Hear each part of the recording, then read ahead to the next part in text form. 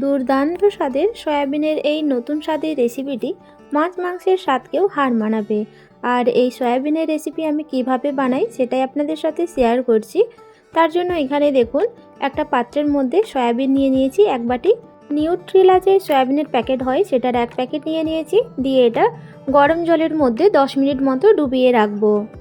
রেসিপিটি ভালো লাগলে অবশ্যই একটা লাইক দিয়ে কমেন্টে জানাবেন।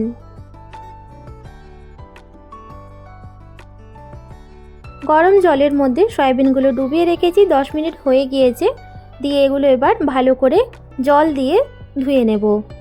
সয়াবিনগুলো ভালো করে ধুয়ে নেওয়ার পর এর মধ্যে যে এক্সট্রা জল রয়েছে সেগুলো এইভাবে হাত দিয়ে চেপে বের করে নিতে হবে।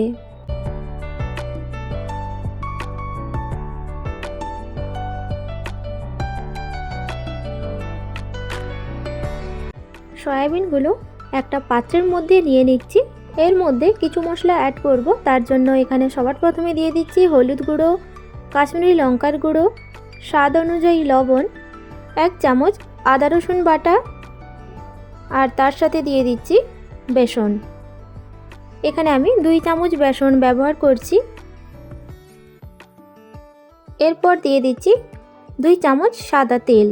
দিয়ে দেওয়ার পর ভালো করে সমস্ত উপকরণ সয়াবিনের মধ্যে মিশিয়ে নিতে হবে।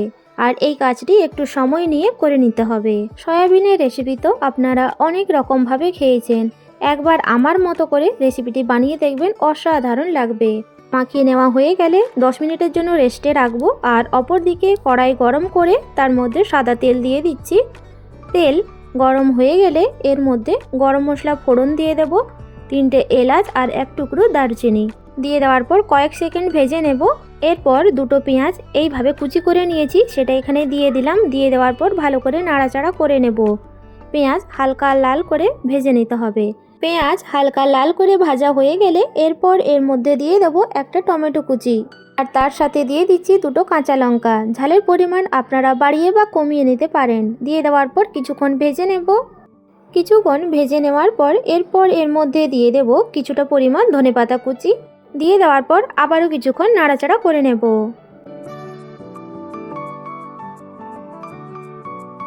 কিছুক্ষণ নাড়াচাড়া করে নেওয়ার পর গ্যাসের ফ্লেম অফ করে দিয়ে এটা নামিয়ে নেব। একটা পাত্রের মধ্যে নামিয়ে নিয়েছি। দিয়ে এটা ভালো মতো ঠান্ডা হয়ে গেলে পেস্ট বানিয়ে নেব। অপরদিকে ওই কড়াইয়ের মধ্যেই সাদা তেল দিয়ে দিলাম। তেল গরম হয়ে গেলে এর মধ্যে 2টো আলু এইভাবে টুকরো করে নিয়েছি, সেটাই এখানে দিয়ে দিলাম। দিয়ে দেওয়ার পর এর মধ্যে সামান্য হলুদ গুঁড়ো দিয়ে দিচ্ছি। দিয়ে দেওয়ার পর ভালো করে নাড়াচাড়া করে নেব। আলু হালকা লাল করে ভেজে নেব।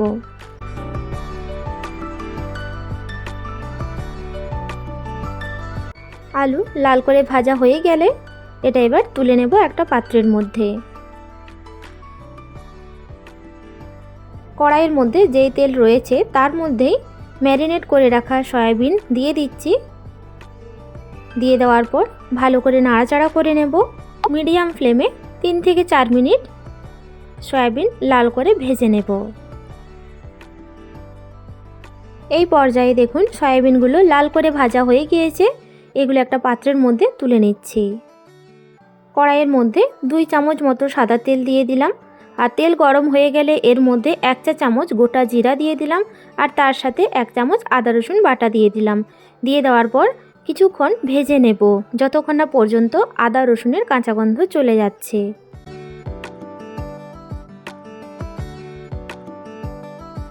এরপর এর মধ্যে দিয়ে দিচ্ছি পেঁয়াজ, টমেটো, ধনেপাতা বেটে নিয়েছি, সেটা এখানে দিয়ে দিচ্ছি।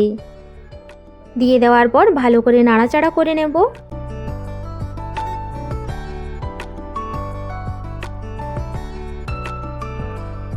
এর মধ্যে দিয়ে দিচ্ছি হলুদ গুঁড়ো, কাশ্মীরি লঙ্কার গুঁড়ো, জিরা গুঁড়ো, ধনে গুঁড়ো। দিয়ে দেওয়ার পর ভালো করে মশলার সাথে মিশিয়ে নিতে হবে। কিছুক্ষণ এইভাবে মিশিয়ে নেওয়ার পর এর মধ্যে অল্প জল দিয়ে দেব। যে মিক্সির জারের মধ্যে পেঁয়াজ টমেটো ব্লেন্ড করেছিলাম সেই মিক্সির জারের মধ্যে অল্প জল দিয়ে সেই জলটা এখানে দিয়ে দিলাম। দিয়ে দেওয়ার পর ভালো করে মিশিয়ে নিতে হবে। ভালো করে মিশিয়ে নেওয়ার পর এর মধ্যে স্বাদ অনুযায়ী লবণ দিয়ে দেব। দিয়ে দেওয়ার পর আবারও ভালো করে মিশিয়ে নিতে হবে।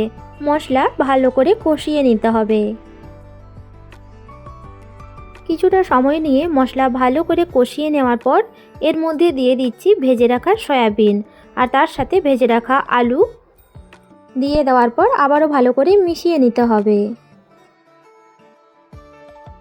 মশলার সাথে আলু আর সয়াবিন ভালো করে মিশিয়ে নেওয়া হয়ে গেলে এর মধ্যে উষ্ণ গরম জল দিয়ে দিতে হবে। দিয়ে দেওয়ার পর আবারও ভালো করে নাড়াচাড়া করে নেব। মিডিয়াম ফ্লেমে ঢাকা দিয়ে রাখবো 3 থেকে 4 মিনিটের জন্য। 3 থেকে 4 মিনিট পর ঢাকনা সরিয়ে নেব, দিয়ে আবার ভালো করে নাড়াচাড়া করে নিতে হবে।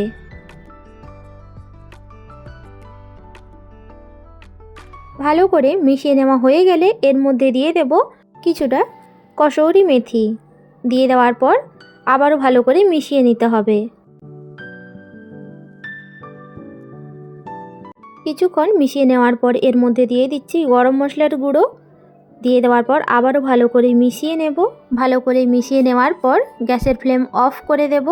নতুন স্বাদে সয়াবিনের রেসিপি পরিবেশনের জন্য একদম রেডি। পছন্দসই খাবার দিয়ে পরিবেশন করুন, অসাধারণ লাগবে। রেসিপিটি ভালো লাগলে অবশ্যই একটা লাইক দিয়ে কমেন্টে জানাবেন। আজ তাহলে এই পর্যন্ত, দেখা হবে নতুন একটা রেসিপি নিয়ে। সবাই ভালো থাকবেন, সুস্থ থাকবেন।